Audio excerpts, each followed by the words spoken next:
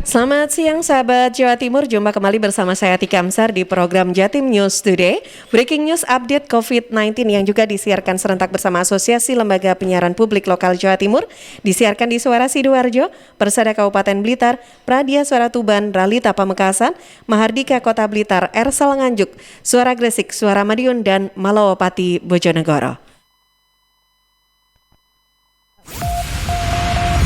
Rangkuman kabar update penanganan COVID-19 untuk regional Jawa Timur segera sahabat simak dalam update COVID-19.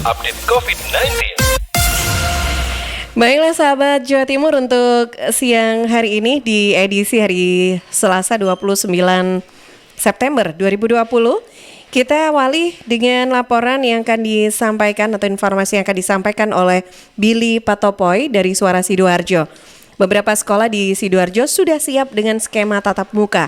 Selengkapnya kita simak laporan Billy Patopoy. Billy silakan. Billy silakan. Ya Billy silakan dengan laporannya.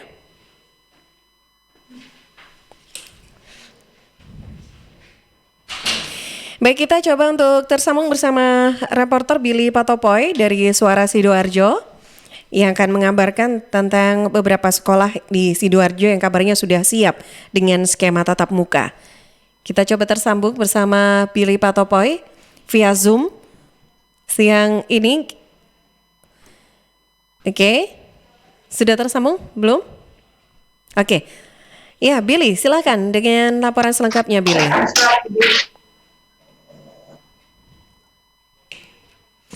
Baik, kita coba untuk bergeser terlebih dahulu.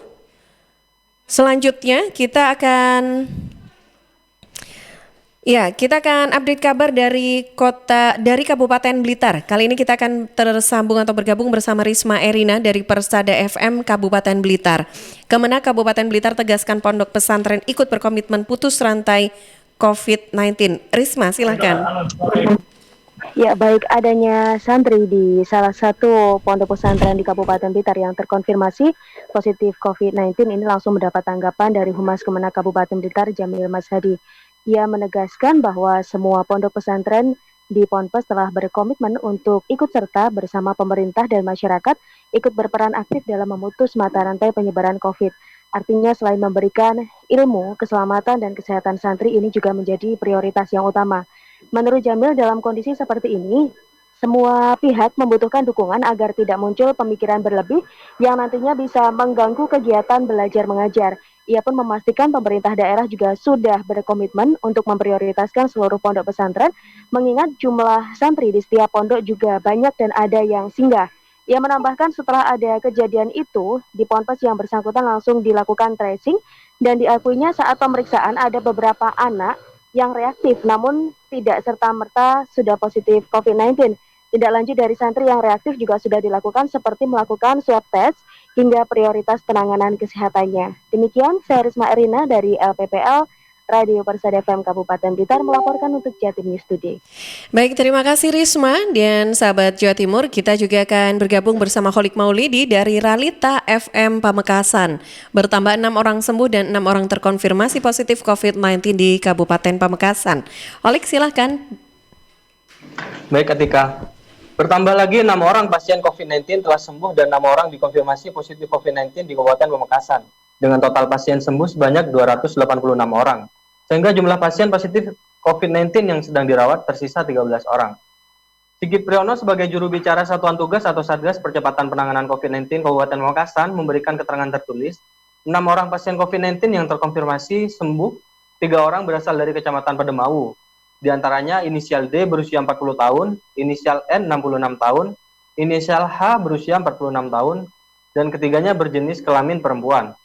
Selanjutnya inisial D usia 25 tahun jenis kelamin perempuan, inisial T usia 48 tahun jenis kelamin laki-laki, yang keduanya berasal dari Kecamatan Pamekasan, dan inisial S usia 31 tahun jenis kelamin perempuan asal Kecamatan Batu Marmar. Selain ada pasien sembuh, Sigit menambahkan ada 6 warga Pamekasan dikonfirmasi positif COVID-19. Semuanya berjenis kelamin laki-laki dan berasal dari Kecamatan Pademawu. Di antaranya inisial M usia 27 tahun, inisial B usia 23 tahun, inisial N usia 23 tahun, inisial I usia 29 tahun, inisial M usia 48 tahun dan inisial A usia 53 tahun. Sebagai informasi tambahan, berdasarkan peta sebaran COVID-19 di Kabupaten Pamekasan, jumlah suspek COVID-19 di Kabupaten Pamekasan sebanyak 881 orang. Di antaranya sedang dalam pengawasan 33 orang, selesai pengawasan 795 orang, dan meninggal dunia 53 orang. Sedangkan dari sebanyak 330 orang positif COVID-19, 31 orang lainnya meninggal dunia. Demikian laporan dari Holik Moledi, Ralit FM untuk Jatim News Today. Kembali ke Atika. Oke, terima kasih Holik dan sahabat Jawa Timur. Kita akan simak juga bersama update kabar yang disampaikan oleh Billy Patopoy dari Suara Sidoarjo. Beberapa sekolah di Sidoarjo sudah siap dengan skema tatap muka. Selengkapnya bersama Billy, silakan Billy. Baik sahabat, dalam sidak yang dilakukan oleh Dinas Pendidikan Provinsi Jawa Timur ke beberapa sekolah yang ada di Kabupaten Sidoarjo ditujukan untuk meninjau kesiapan sekolah dalam menghadapi new normal jika sewaktu-waktu pembelajaran digelar secara tatap muka sekolah sudah dinyatakan siap. Ada 3 sekolah yang dikunjungi yaitu SMA Negeri Olahraga, SMA Negeri 2 Sidoarjo, dan SMA Negeri 4 Sidoarjo. Menurut Wahid Wahyudi, Kepala Dinas Pendidikan Provinsi Jawa Timur, upaya 3 sekolah dalam menyiapkan pembelajaran tatap muka sudah sesuai dengan prosedur yang ditetapkan. Salah satunya seperti di SMA Negeri 2 Sidoarjo. Saat masuk ada penyemprotan, lalu duduknya dibatasi dengan 1 bangku, hanya 1 siswa, kuota kelas juga dibatasi, dan setiap bangku dibuat seperti bilik dengan pembatas dari plastik. Ada juga tempat cuci tangan di pintu masuk sekolah dan petugas pemeriksa suhu tubuh. Seperti disampaikan juga, syarat lain agar siswa bisa masuk sekolah. Yang pertama, sekolah mendapatkan rekomendasi dari gugus tugas setempat. Kedua, siswa juga memperoleh izin dari kedua orang tua. Tanpanya, tidak diperbolehkan masuk untuk para siswa di wilayah sekolah. Kabupaten Sidoarjo saat ini juga sudah memungkinkan untuk memasukkan siswa karena sudah terbebas dari zona merah. Sementara itu, untuk update persebaran dan juga angka kesembuhan COVID-19 di Kabupaten Sidoarjo saat ini, untuk persebaran bertambah 33 orang tadi malam dengan jumlah total saat ini 6.269, sementara yang masih dirawat saat ini totalnya ada 636. Untuk yang terkonfirmasi sembuh ada penambahan 36 pasien dengan total sejauh ini ada 5.211. Sementara yang meninggal ada tambahan 2 korban dan saat ini jumlahnya menjadi 422 orang. Demikian saya Billy Patopoy, kembali ke Tika di studio untuk Jatim News Today. Baik, terima kasih Billy Patopoy dan sahabat Jawa Timur. Kita juga akan bergabung bersama Kevin Chandra dari Suara Gresik.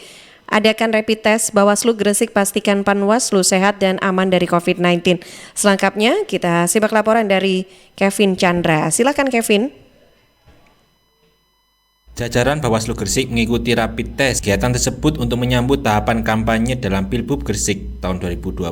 Kegiatan ini bertujuan untuk memastikan jajaran Bawaslu hingga di tingkat desa sehat dan bebas dari COVID-19. Ketua Bawaslu Kabupaten Gresik, Imron Rosyadi, mengatakan kegiatan rapid test ini diadakan kepada seluruh Panwaslu desa, kecamatan, sampai kabupaten. Dilakukan secara serentak dan bertahap dalam menyiapkan anggota untuk pengawasan kampanye. Harapannya masyarakat tidak khawatir untuk diawasi oleh petugas Panwaslu mulai dari tingkat desa hingga kabupaten. Imron juga berharap selama tahapan kampanye calon bupati dan wakil bupati Gresik diharapkan menaati protokol kesehatan sehingga tidak muncul klaster baru penyebaran COVID-19 di Kabupaten Gresik. Sahabat, sampai saat ini angka kesembuhan di Gresik terus meningkat. Hari ini Senin 28 September 2020 kesembuhan menjadi 2.766 orang. Lalu untuk kasus suspek sendiri di Gresik ada 26 kasus, untuk probable sebanyak 12 kasus. Sahabat. Dan untuk kasus terkonfirmasi COVID-19 ada 3.215 orang, dengan detail kasus diisolasi sebanyak 255 orang dan meninggal sebanyak 194 orang. Saya Kevin Chandra melaporkan untuk Jatim News Today. Baik, terima kasih Kevin dan sahabat Jawa Timur. Kita selanjutnya juga akan update kabar dari Madiun. Kali ini bersama Ben Chandra dari Suara Madiun. Penambahan 1 kasus sembuh hari ini. Prosentasi kesembuhan di Kota Madiun sebesar 78,86%. Ben, silakan. Sahabat Jatim News Today, terdapat kabar baik dari Kota Madiun, yakni adanya penambahan kasus sembuh COVID-19.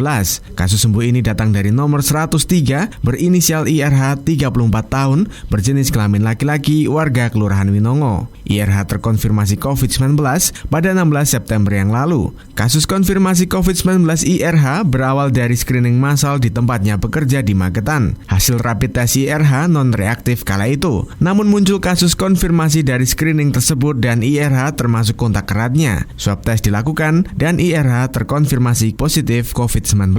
Sebagai informasi sahabat, tambahan satu kasus sembuh ini menjadikan total kasus sembuh di Kota Madiun menjadi 97 orang dari total 123 kasus konfirmasi. Artinya, tingkat kesembuhan di Kota Madiun sebesar 78,86%. Sementara itu, 18 orang lainnya masih dalam perawatan. 2 orang isolasi mandiri di rumah dan 6 orang meninggal dunia. Saya Ben Chandra, Radio Suara Madiun untuk Jatim News Today. Baik, terima kasih Ben. Dan selanjutnya kita juga akan bergabung bersama Agustin Merdikawati dari Ersal Nganjuk. Bertambah lagi dokter yang positif COVID-19 di Nganjuk. Agustin, silahkan.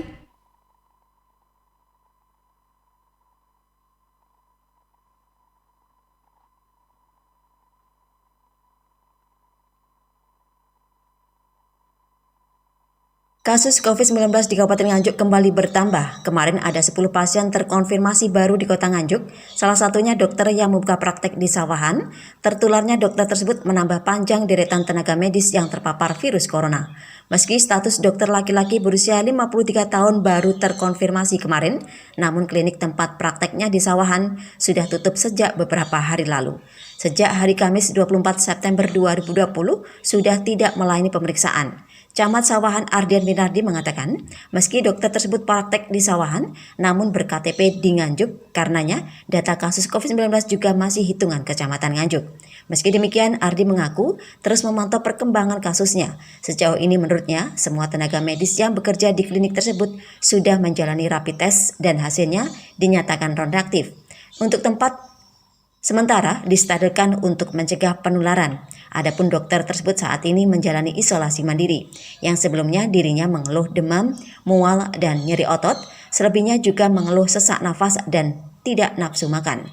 Sementara itu, juru bicara Gugus Tugas Percepatan Penanggulangan COVID-19, Dr. Hendrianto mengatakan, kemarin ada lagi satu pasien yang menjalani isolasi mandiri, yakni perempuan berusia 30 tahun asal Brebek yang merupakan klaster pabrik rokok Manggar Gandeng. Tenaga kerja lain dari klaster pabrik rokok adalah perempuan berusia 28 tahun asal Bagor, pasien dirawat di Empu Sendok setelah hasil swabnya positif. Dari Agustin Merdikawati, Suara Anjuk Ladang Anjuk.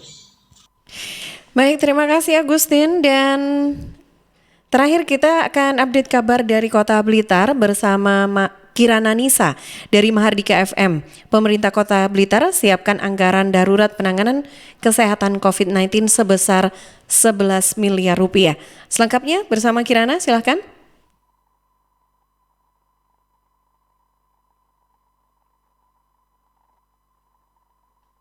Pemerintah Kota Blitar menyiapkan anggaran tak terduga khusus penanganan COVID-19 sebesar 11 miliar rupiah. Anggaran itu untuk mengantisipasi penanganan kesehatan dampak pandemi COVID-19. Demikian disampaikan Widodo Sabtono Johannes, Kepala Badan Pendapatan Keuangan dan Aset Daerah BPKAD Kota Blitar saat dikonfirmasi di kantor DPRD Kota Blitar Senin 28 September 2020. Widodo mengatakan anggaran tak terduga itu sudah disetujui di PAPBD Kota Blitar 2020 khusus untuk mengantisipasi penanganan kesehatan dampak pandemi COVID-19. Anggaran itu akan dimanfaatkan jika sewaktu-waktu terjadi keadaan darurat di masa pandemi. Sedangkan untuk dampak COVID-19 di bidang ekonomi dan sosial, pemerintah kota meminta dukungan dari jajaran organisasi perangkat daerah OPD. Semua kegiatan di OPD diharapkan bisa menggerakkan ekonomi masyarakat, misalnya program padat karya mandiri tunai dan pekerjaan fisik di Dinas Pekerjaan Umum yang bisa melibatkan masyarakat. Alternatif lain, OPD juga bisa melaksanakan kegiatan pelatihan ekonomi untuk masyarakat yang kehilangan pekerjaan akibat pandemi COVID-19. 11M itu untuk mengantisipasi apabila ada kejadian luar biasa, khususnya di kesehatan ya, mudah-mudahan tidak, dan itu kan bersifat untuk disediakan jajan. Seperti diberitakan sebelumnya, Sobat, pemerintah Kota Blitar mengalokasikan anggaran sebesar 62 miliar rupiah hasil refocusing anggaran di tiap OPD. Anggaran itu digunakan untuk penanganan kesehatan ekonomi, dan sosial masyarakat akibat pandemi COVID-19. Kirana Nisa, Mahardika. Baik, dan sahabat Jawa Timur, demikian informasi yang disampaikan oleh Kirana Nisa sebagai info terakhir yang bisa kita berikan untuk Anda di program Breaking News Update COVID-19 Jatim News Today edisi hari ini. Dan Anda bisa ikuti kembali setiap Senin sampai Sabtu jam 11.05 waktu Indonesia Barat, disiarkan serentak bersama Asosiasi Lembaga Penyiaran Publik Lokal Jawa Timur, disiarkan di Suara Sidoarjo, Persada Kabupaten Blitar, Pradia Suara Tuban, Ralita Pamekasan, Mahardika Kota Blitar, Ersal Nganjuk, Suara Gresik, Suara Madiun, dan Malawapati Bojonegoro. Saya Tika Amsar dari Suara Sidoarjo, pamit dulu, selamat siang.